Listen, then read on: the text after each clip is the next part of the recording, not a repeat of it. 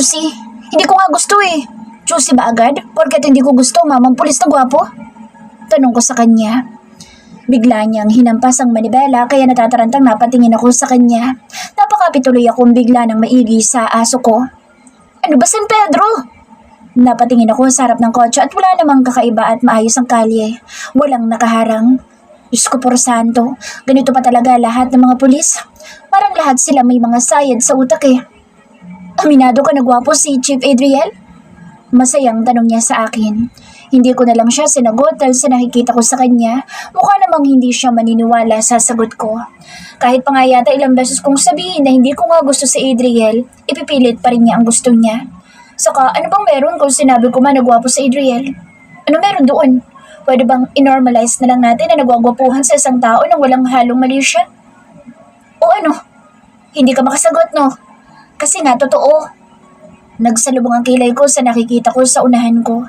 Dahan-dahan na bumagal ang pagpapatakbo ni San Pedro sa sasakyan nang palapit na kami ng palapit sa kumpulan ng police car. Pero may isang bagay ang nakakuha ng atensyon ko. Sa madilim na lugar na ito, nagliliwanag ang ambulansya. Sa likod ng ambulansya ay nakita ko si Adriel na nakaupo roon habang ginagamot siya. Si Adriel! Kinakabahang side ko habang pinagmamasdan siyang mahinang dumadaing habang ginagamot ang sugat niya sa tagiliran kasabay ng pagmamando niya sa mga pulis na nasa harapan niya. Huminto ang sasakyan niya at agad kong pinatong sa ibabaw ni San Pedro si Shotty. Binuksan ko ang pinto ng kotse at tumakbo agad papunta kay Adriel. Oo, hindi nga ako nag-aalala. Mamang pulis! Buong lakas na sigaw ko. Napatigil si Adriel sa pagmamando sa mga pulis na nasa harapan niya at napatingin sa akin. Nanlaki ang mga mata niya at agad na tinakpan ang sugat niya na ginagamot pa ng isang lalaking nurse. Mas binilisan ko pa ang pagtakbo ko para lang mas mapabilis akong makalapit sa kanya. Sabi ko hindi ako nag-aalala pero ginagamit ko ngayon lahat ng lakas ko makarating lang agad sa kanya. Tama ba yun? Cindy, anong ginagawa mo? Hindi niya na natapos ang sasabihin niya na bigla ko nalang mahinang itulak ang nurse na nasa harapan niya at niyakap ko siya ng mahigpit. Ang tanga mo talaga? Paano ka naging chief of police kung madadaplisan ka naman pala ng bala?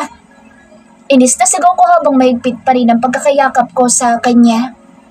Naramdaman ko ang pagyakap niya sa aking pabalik kaya mas lalo ko lang siyang niyakap ng mahigpit. Hindi ko kasalanan kung bakit ko siya yakap ngayon. Siya ang may kasalanan.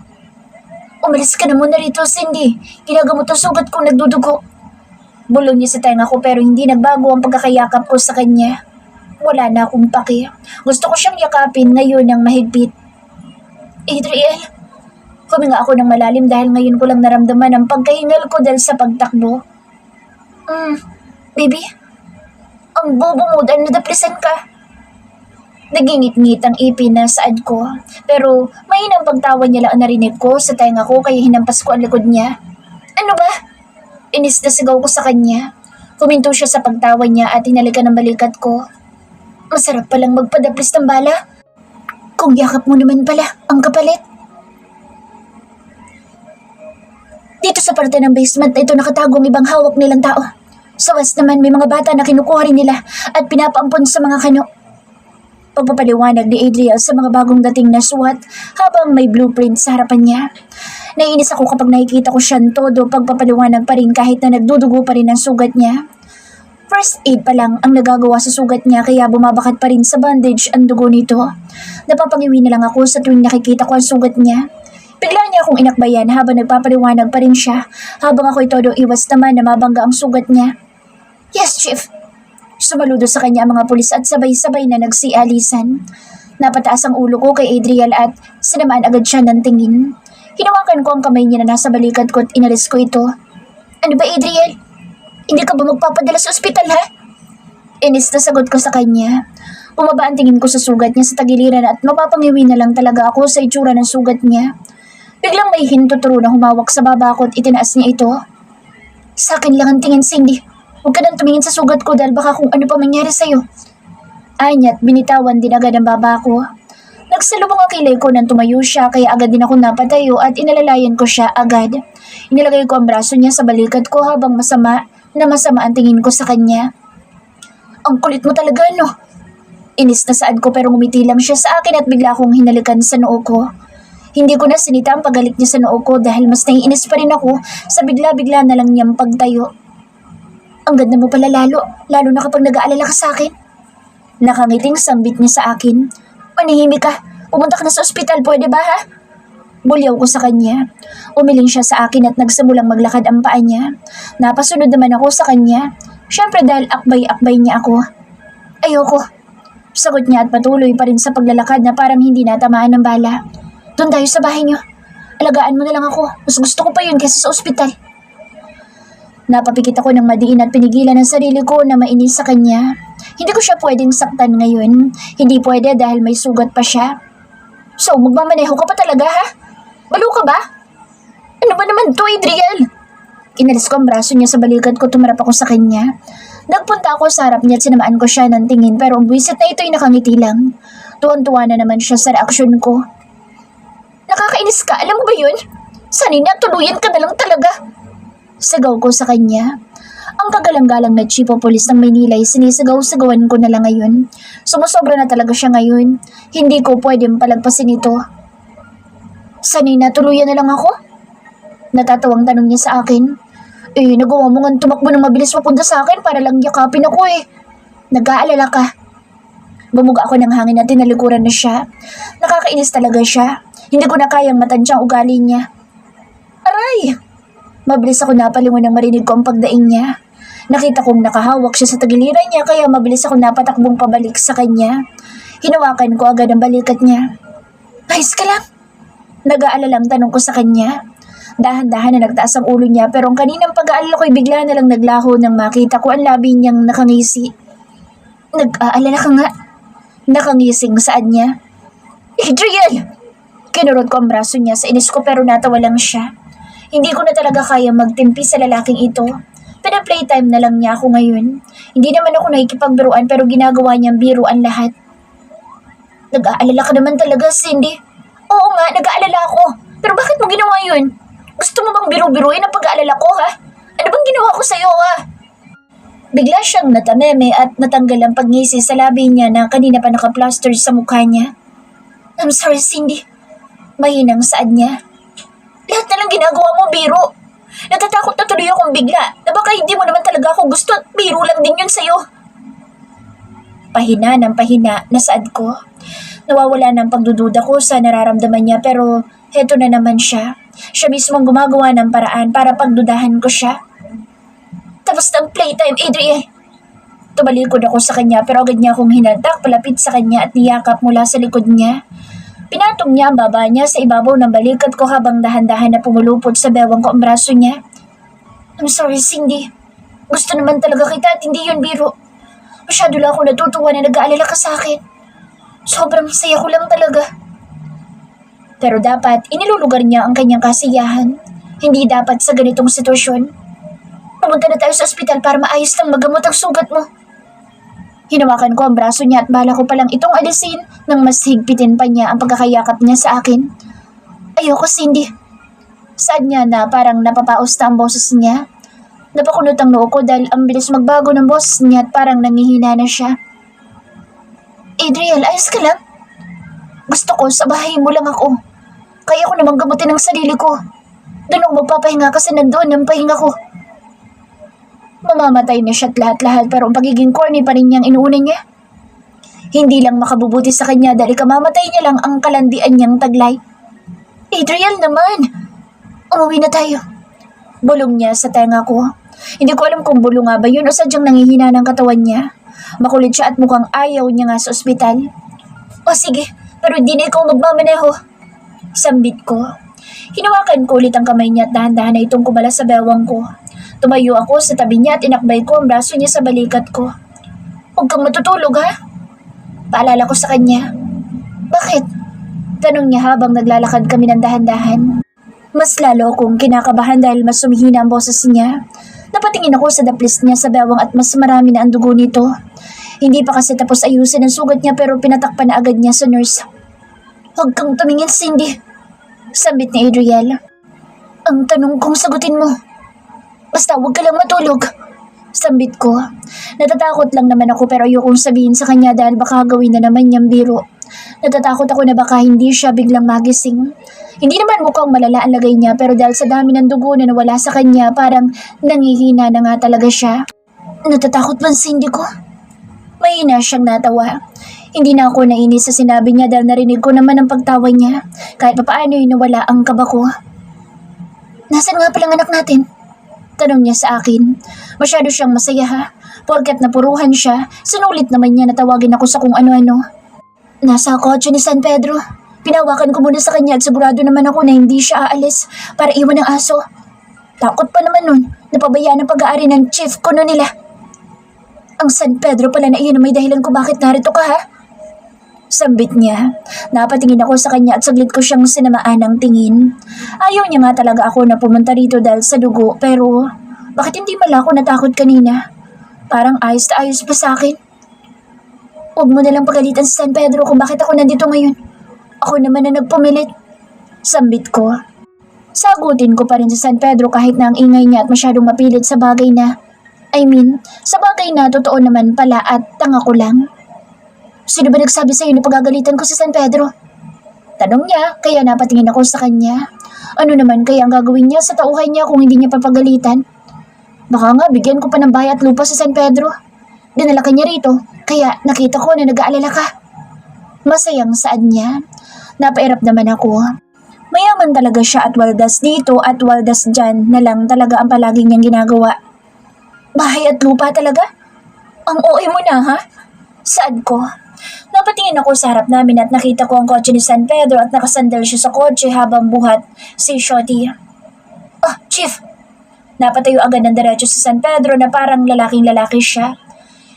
Ipinasok niya sa front si Shotty at binuksan niya ang pinto sa likod ng kotse. Pagkarating namin sa pinto, dahan-dahan ko pinasok si Adriel.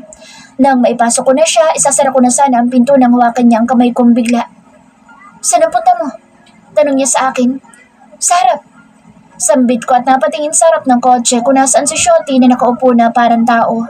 Nakabukas lahat ng bintana ng kotse kaya madali ko lang makita. Dito ka sa tabi ko. Anya at hinila akong bigla papasok. Hindi ko alam kung nabaril ba talaga siya o hindi naman pala.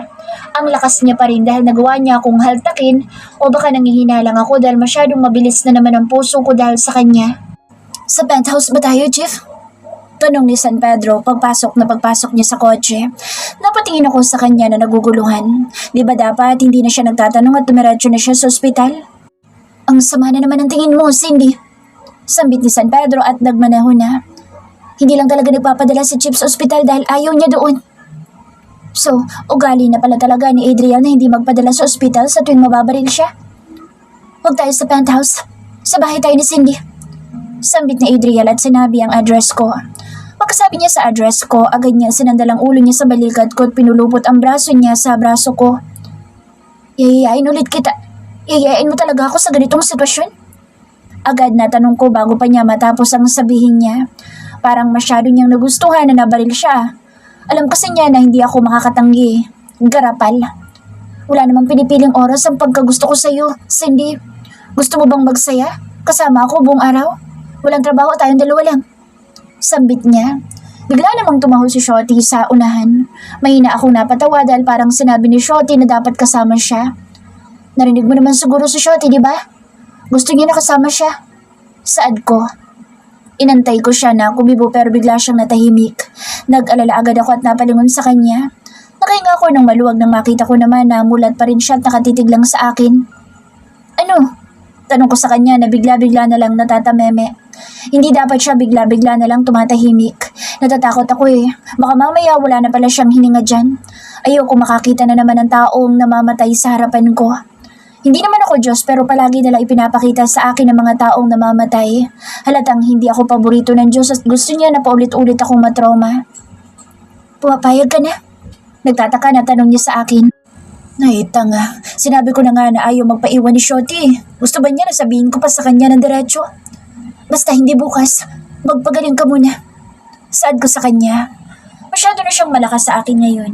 Ang hilig ko noon ay ang tumanggi ng tumanggi sa marami lalaki pero ngayon na nakita ko siyang sugatan, ang gusto ko na lang ay ang umuo ng umuo sa lahat ng gusto niya.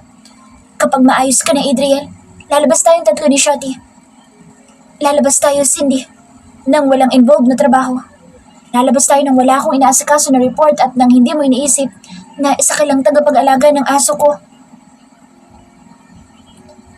Ang tagal mo naman, hindi ka pa ba tapos?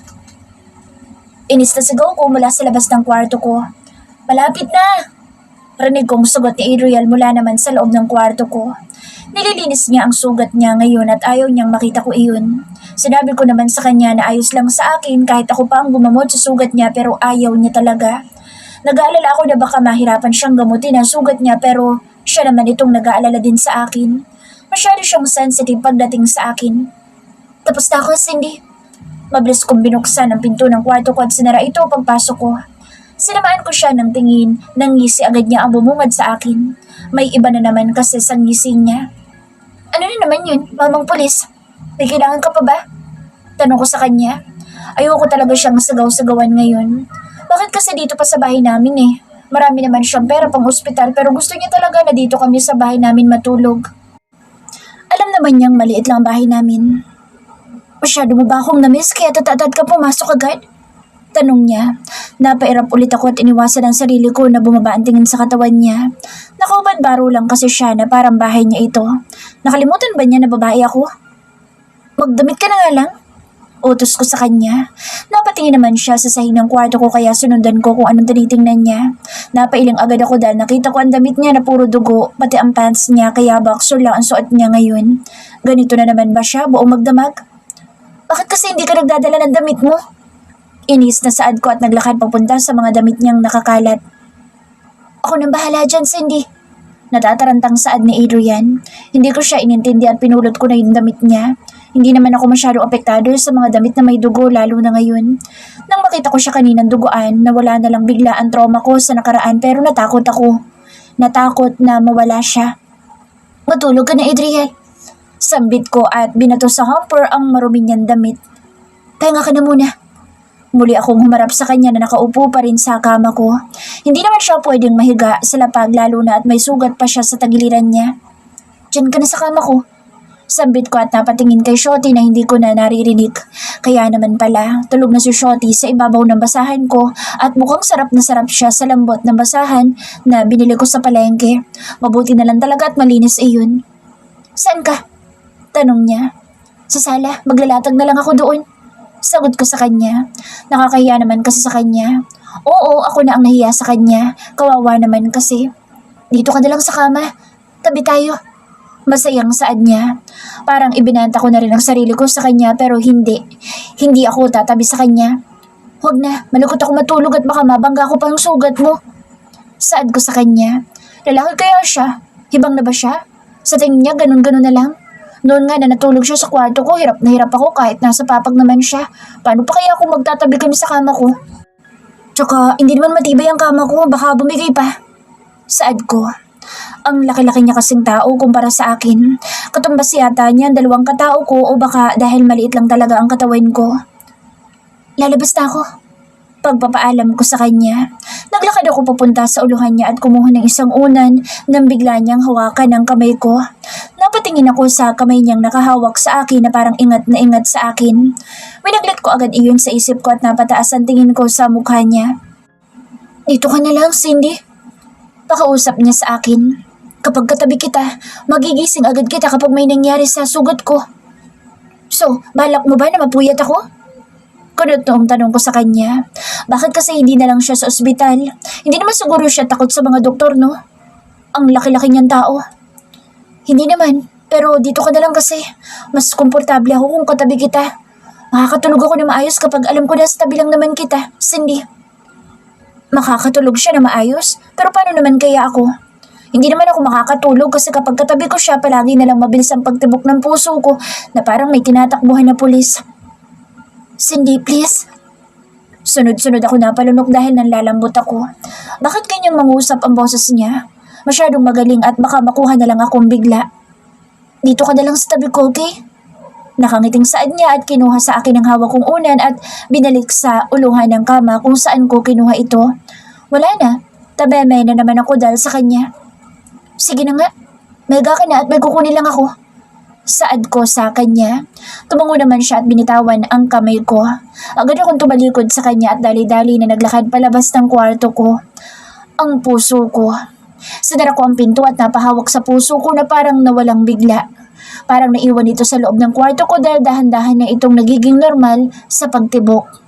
Langya naman, ano bang ginawa nitong Adriel sa akin? Bulong ko sa sarili ko habang naglalakad ako papunta sa kusina namin. Tinaas ko ang dalawang braso ko sa tapat ng dibdib ko. Sinubukan kong mag-isip na ibang bagay pero umukha pa rin ni Adriel ang nasa isip ko. Nakakabaliw, legit. Oh, bakit gising ka pa?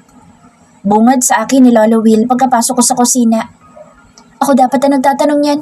Bakit gising ka pa? Bawal magpuyat sa matanda ha? Pagpapaalala ko sa kanya. 11 na ng gabi pero gising na gising pa rin siya. Buhay na buhay pa rin ang mga mata ni Lolo at umiinom pa nga siya ng kape. Magpupuyat ka ba? Kaya ako umiinom ng kape? Tanong ko at naupo sa silya na nasa harapan niya. Pinatong ko ang siko ko sa ibabaw ng lamesa na pumapagitna sa amin dalawa. Wala naman talaga akong kukunin. Gusto ko lang na makalayo kay Adriel at sana pagpasok ko mamaya tulog na siya para hindi na ako mahirapan na makatulog na rin agad. Hindi ako magpupuyat. Gusto ko lang magkape. Sagot ni Lolo Will sa akin. Minsan ang lakas talaga ng tama ni Lolo Will. Kahit gabi na'y nagkakape pa rin siya, kahit na matanda naman na siya. Hindi na nga pwede sa kanya na magpuyat eh. Lolo, ipapaalala ko lang sa'yo na hindi ka tumatanda pa atras. Sambit ko. Natuwa si Lolo at kinuha ang mug niya at sumsim sa kape niya. Saglit lang iyon at ibinalik niya rin sa ibabaw ng mesa ang kape niya. Alam ko naman yun, kaya nga iniisip ko kung paano ka na lang kapag nawala na ako. Sinamaan ko ng tingin si Lolo. Ang ayaw na ayaw ko pa naman sa lahat ay yung nagsasalita ng ganyan. Naiinis ako kapag nagpe-predict ang mga tao na malapit na silang mawala. Cindy, matanda na ang lolo mo. Tulad ng sabi mo, hindi naman ako tumatandang paurong. Inaalala ko lang naman kung paano ka. Akala ko pambata lang ang pag-overthink, pati pala sa mga matatanda ito. Parang mas gusto ko na lang na ang utak ko na lang ang makulto sa kakaisip ng kung ano-ano kaysa ang lolo ko ngayon. Kaya kagising dahil iniisip mong bagay na yan? Seryosong tanong ko kay Lolo. Tahimik na tao lang ang lolo ko pero hindi ko alam na ganyan na pala ang naiisip niya. Sigurado ako na hindi lang isang beses niya itong ginawa at hindi rin ito ang una. Natatakot lang naman ako, Apo, na baka mabuhay ka mag-isa kapag nawala ako. Gusto ko na maging masaya ka. Hindi naman ako mabubuhay mag-isa at malungkot basta hindi ka aalis, Lo. Malakas ka pa naman at makikita mo pa ako na makuha mustisya para sa mga magulang ko. Hindi pa ako handa na mawalan ulit kaya bakit ba ganito ang pinag-uusapan namin? 10 taon na simula nang mawalan ako ng mga magulang pero hanggang ngayon, takot pa rin ako. Hindi tayo sigurado kung hanggang kailan ako mabubuhay. Gusto ko na makahanap ka ng tao magmamahal sa'yo. Lolo, ikaw lang ang gusto kong tao na magmamahal sa akin. Inis na saad ko. Naiinis ako. Umiikli na naman ang pasensya ko dahil sa sinasabi ni Lolo. Hindi naman siguro siya na mamaalam sa akin. Mamahalin naman kita kahit na nasaan pa ako. Ikaw ang apo ko eh. Masayang saad niya. Si Adriel, gusto kong batang yun para sa'yo. Hindi ko alam kung matutuwa ba ako na nalayo ang usapan tungkol sa parang pamamaalam ni Lolo o hindi dapat kasi parang nirereto niya sa akin sa Adriel. Mabait si Adriel. Ilang beses ko nang nakita iyon sa kanya at sobrang layo niya sa mga pulis na kinagagalitan mo, Cindy. Kung may magugustuhan ka, gusto ko si Adriel lang. Kasi kung hindi, huwag na lang. Isa pang sigurista itong lolo ko eh. Ano kaya ibinigay sa kanya ni Adriel at gustong gusto niya ang mamang pulis na iyon? Nakita mo naman siguro, Cindy, kung gaano siya kagaling na pulis. Hindi siya tumatanggap ng suhol at handa pa niyang iali ang buhay niya para sa mga nadakip. Hindi ako makasagot dahil tama si Lolo. Hindi lang yun ang nakita ko magandang ugali ni Adriel at marami pa. Pero palagi kong kinakalimutan iyon. Bakit hindi mo buksan yung puso mo? Hindi lang yan basta nakakabit sa katawan mo. Gamitin mo rin kahit minsan lang. Seryosong saad ni Lolo. Dapat ko nga bang sundin si Lolo? Subukan ko kahit na hindi naman talaga ako sanay sa mga ganitong bagay. Sobrang bago lang sa akin ang ganitong bagay. Napatayo agad ako na makarinig ako ng kalabog at sa tingin ko'y mula sa kwarto ko iyon. Hindi na ako nakapagpaalam kay Lolo at tumakbo na ako papunta sa kwarto ko. Ano na naman kayo nangyari kay Adriel? Pagkarating ko sa pinto ng kwarto ko, agad ko itong binuksan pero may natamaan akong matigas na bagay. Ah, Adriel! Napatingin ako sa kanya na nakasalampak na sa sahig. Sabi na nga ba, may natamaan ako. Siya lang naman iyon. Ano ba naman kasing ginagawa mo sa likod ng pinto? Di ba dapat natutulog ka na, ha? Sit ako sa kanya at lumuhod sa harapan niya. Hinawakan niya na lang bigla ang magkabilang pisngi ko. Ito na naman ang puso ko. Bakit kasi ang tagal mong bumalik? Napakamot ako sa ulo ko at inalis ang kamay niya sa pisngi ko. Napaupo ako sa sahig ng kwarto ko at napabuntong hininga. Bakit kasi? Inantay mo pa ako? Tanong ko sa kanya. Kaya nga ako lumabas para pagbalik ko, gusto ko na tulog na siya. Pero nag-aabang pala siya sa akin. Parang tanga lang. Gusto ko nga kasi nakatabi kita pagpikit ng mata ko para makatulog ako na maayos. Napailing ako sa kanya, tinawakan ko ang braso niya. Dahan-dahan akong tumayo habang inaalalayan ko siya. Ano ba kasi pinagkaiba nang matutulog ka nang katabi ako at hindi ako katabi? Nakakatulog ka naman noon sa penthouse mo na mag-isa. Di ba? Nakatayo na siya na maayos at dahan-dahan kami naglakad papunta sa kama ko. Mag-isa nga lang siya sa malaki niyang penthouse at wala siyang kahit na katulong na kasama. Gusto niya lang yata talaga na makatabi ako dahil gusto niya ako. Galawan niya ay sobrang bulok naman. Masyado na kasi akong sanay sa presensya mo, Cindy. Kapag katabi kita, masarap sa pakiramdam. Eh bakit mo naman sinanay ang sarili mo sa presensya ko? Alam mo naman isang buwan lang ako sa'yo. Saad ko. Isang buwan lang naman ako magtatrabaho sa kanya. Ang tanga niya. Ang bilis niyang mahulog. Sino naman nagsabi sa'yo na isang buwan ka lang sa akin? Hindi ka naman pang free trial. Hindi ako pang free trial. In short, hindi ako ang babaeng panandalian lang. Ang mga lalaking nanliligaw sa akin ay ginawa akong panandalian dahil ayaw nila sa ugali ko. Pero ang lalaking ito, kahit ilang ulit ko pa na ipakita sa kanya ugali ko, palagi niya pa rin itinatatak sa utak ko na isa akong babae na dapat pahalagahan. Bakit ba ang tagal na magdadala ng damit mo?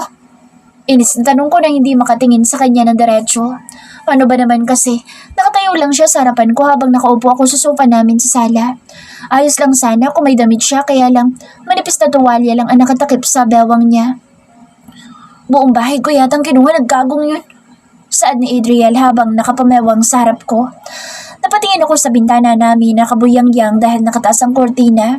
Nagsalubong ang kilay ko nang makita ko ang mga babaeng may anak na at ang iba pa ay lola na nakasilip sa bahay namin. Sinundan ko ang tingin ng mga ito at sa Adriel pala. Bakit kasi nakabalandra ang katawan niya rito sa sala? Ako na maghihintay ng mga damit mo. Pumasok ka na sa kwarto. Iritadong saad ko. Akala ko pa naman mga bunganga lang ng mga chismosa na itong mabilis. Pati pala ang mga mata nila ay mabilis makakita ng maladyos na katawan. Huwag na, Cindy. Dito lang ako. Pumasok ka na sa loob ng kwarto. Adriel. Nagtaas ako ng tingin sa kanya at binigyan ko siya ng seryosong tingin. Napataas ang dalawang kilay niya sa akin at napataas ang dalawang kamay niya na parang suko na siya. Sabi ko nga, anya at tumalikod sa akin. Tumaas naman ang sulok ng labi ko habang pinagmamasdan ko ang matambok niyang puwet na umiindayog. Tagasunod ko lang pala ang chief o pulis ng Maynila eh. Ang tas ko yata. Napatayo ako mula sa sofa na mawala na sa paningin ko sa Adriel. Naglakad ako papunta sa pintuan ng bahay namin na nakabukas at sumandal ako sa kahoy nito. Nilagay ko ang hintuturo ko na nakasayad mula sa ulo ko at wala sa pagkakaipit. Inikot-ikot ang buhok kong ito habang nakangisi sa mga chismosa na masama ang tingin sa akin ngayon. Tapos na ang gold show. Pwede na kayo magsuwi sa mga bahay nyo. Nakangising saad ko. Mukha sila mga babaeng tigang na namboboso. Kawawa naman sila samantalang ako ang swerte. Kulang na nga lang ay ibalandra ni Adriel ang sarili niya sa harapan ko. Ang damot mo naman! Sigaw ng 16 years old kong kapitbahay na nagpabuntis agad. Patingin lang kami eh. Parang hindi ka naman kapitbahay. Aba, ako pa ang madamot. Oo nga, huwag mo na may pagdamot sa amin ang bisita mo. Asik na matandang ito na feeling makajos pero naninira naman ang kapamilya niya. Pakilala mo naman kami. Baka kami talagang para sa isa't isa. Ungas naman ng GRO na sobrang mabenta sa mga AFAM. Alam na alam ko talaga ang bawat baho ng mga kapitbahay ko. Ang baho na ayaw ko sabihin sa kahit kanino dahil ayaw ko makialam pero minsan ang sarap na lang nilang ipahiya sa harap ng maraming tao. Mga te, huwag na tayong umasa. Madamot yan at susuluhin niya lang si Macho kaya... kung isa-isa ko kaya kayong sumalngalin, ha? Inis na sigaw ko dahil hindi ko na kayang makapagpigil pa. Hindi ko talaga maiwasan na maging palengkera kapag naiinis ako.